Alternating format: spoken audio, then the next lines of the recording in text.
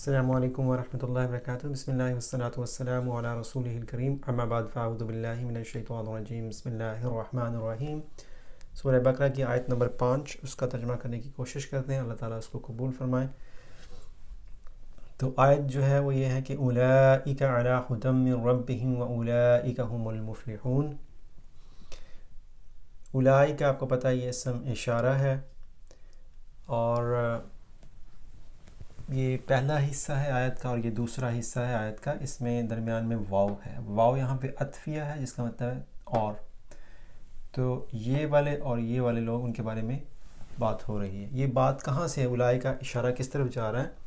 جو متقین تھی ان کی ہم نے نشانیاں پڑھی تھی، اور ان نشانیوں کو ہم نے ختم کیا تھا جہاں پہ اس میں یہ تھا وَهُمْ بِالْآخِرَةِ هُمْ يُوقِنُونَ کہ آخرت پر وہ یقین رکھتے ہیں۔ تو ان ساری نشانیوں کے جو لوگ ہیں ان کی طرف دوبارہ اشارہ جا رہا ہے کہ اولئک وہ لوگ، اولئک ذالک کی جمع ہے، آپ کو پتہ ہے اسم اشارہ ہے، اور اس کا مطلب ہوگا وہ سب لوگ یا وہ لوگ۔ اور یہاں پہ جیسے اس آیت کے دو حصے ہیں، تو اس کو اگر آپ دیکھیں تو یہ کس سے شروع ہو رہا ہے؟ یہ اسم سے شروع ہو رہا ہے، کیونکہ یہ اسم اشارہ ہے، تو یہ اسم سے شروع ہے، اس کو ہم جملہ اسمیہ کہیں گے۔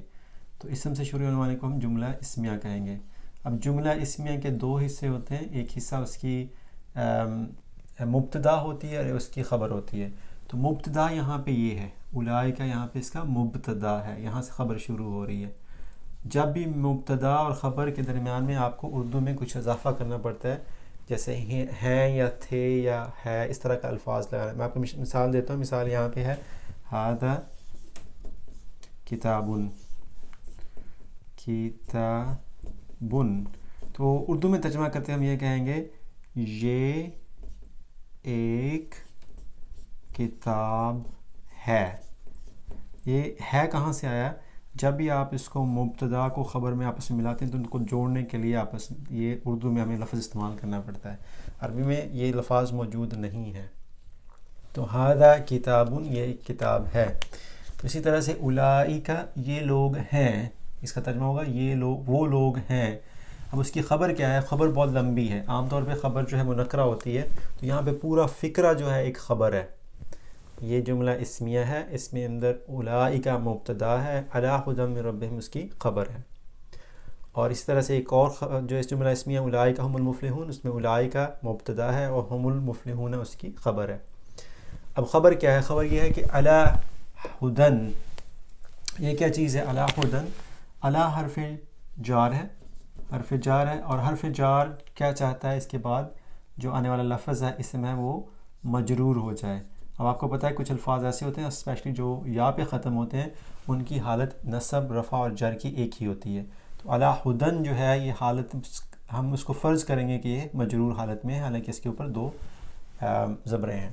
تو یہ جار مجرور ہو گئے۔ ہدایت کے اوپر کے درمیان میں کا لگاتے ہیں جار مجرور کے درمیان میں، تو علی ھدی ہدایت کے اوپر، من حرف جار ہے ایک اور ربہم یہاں پہ ربہم مضاف مضاف الیہ ہے۔ تو یہ کیا تھا؟ ربی ہم تھا، رب، تو یہ ربن سے آیا نا لفظ، ربن، اور یہ ہے ہم۔ اب ہم کی حالت جر بھی ہم ہی ہوتی ہے، تو یہ بیسیکلی تھا ربہم، لیکن ربہم من لگی ویسے یہ ربی بن گیا، کیونکہ اس کو آپ نے ہلکا کرنا ہے اور اس کے نیچے زیر لگا دی، ربی بن گیا، اور یہ ہم جو تھا یہ ہم بن جائے گا۔ یہ ہم صرف یہاں پہ ہے ہم ہی، لیکن اس کو آسانی میں پڑھنے کی وجہ سے اس کے نیچے زیر آتی ہے، اس کا ویسے سے کوئی تعلق نہیں۔ تو ربہم ان کا رب، ان کا کن کا رب؟ اولئک وہ لوگ جو ہیں۔ تو اپنے رب کی طرف سے، اپنے رب کی طرف سے ہدایت پر ہیں، وہ لوگ اپنے رب کی طرف سے ہدایت پر ہیں۔ وَأُولَئِكَ اور وہ لوگ ہیں، ہم المفلحون وہی لوگ ہیں، المفلحون خاص طور پر کامیاب ہونے والے، یقیناً کامیاب ہونے والے۔ تو وہی لوگ ہیں جو کہ کامیاب ہونے والے ہیں۔ کن لوگوں کے بارے میں بات کی جا رہی ہے؟ وہ لوگ جو متقین ہیں، اپنی نشانیاں ہم نے ان کی پڑھ لی ہیں، وہ سارے اگر وہ کام کرتے ہیں یؤمنون بالغیب ویقیمون الصلاۃ ومما رزقناہم ینفقون والذین یؤمنون بما انزل الیک وما انزل من قبلک وبالآخرۃ ہم یوقنون. یہ ساری نشانیاں پورے کرنے والے لوگ جو ہیں وہ اپنے رب کی طرف سے ہدایت پر ہیں. تو ہدایت ہم نے کس چیز کو کہا تھا شروع میں؟ ذالک الکتاب لا ریب فیہ ھدی للمتقین. تو قرآن پاک جو ہے وہ ہدایت ہے. تو وہ سارے کام کرنے والے ہدایت کے اوپر، یعنی قرآن پاک کے اندر جس قسم کے حکم دیے گئے ہیں کرنے کے، جس قسم کے حکم دیے گئے نہ کرنے کے، تو ہدایت جو ہے وہ صرف اللہ تعالیٰ کی طرف سے آ سکتی ہے. انسان جتنی مرضی کوشش کر لے وہ جو غیب کا علم ہے اس کو پہچان نہیں سکتا. اور غیب کا علم کون سا ہے؟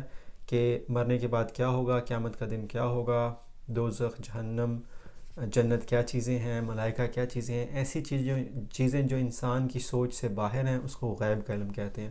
اور غیب کا علم صرف اللہ تعالیٰ کی طرف سے انبیاء کے ذریعے ہمیں ملتا ہے. ہمیں غیب کا علم ویسے نہیں مل سکتا. تو یہ اپنے رب کی طرف سے ہدایت کے اوپر ہیں، اور یہی لوگ ہیں وہ کامیاب ہیں. تو انشاءاللہ تعالیٰ جو اگلا ہوگا سبق، اس کے اندر ہم فلاح اور افلح سے یفلح، اس کو ہم دیکھنے کی کوشش کریں گے. اور ایک چیز جو میں نے آپ کو پڑھانی ہوئی ہے کہ جملہ فعلیہ سے جملہ اسمیہ کیسے بناتے ہیں اور خبر کو معرفہ کیسے بناتے ہیں. ویسے تو یہاں پہ ہونا چاہیے تھا اولئک مفلحون، اولئک مفلحون، کہ وہ لوگ کامیاب ہیں. لیکن ہم المفلحون کو دوبارہ زور لگانے کے لیے اس کے اوپر کہ وہی لوگ ہیں جو کامیاب ہیں، حصر کا مفہوم پیدا کرنے کے لیے اس کو خاص کر دیا گیا ہے اور اس سے پہلے ہم لگا دیا گیا ہے. جزاکم اللہ خیر. السلام علیکم ورحمۃ اللہ وبرکاتہ.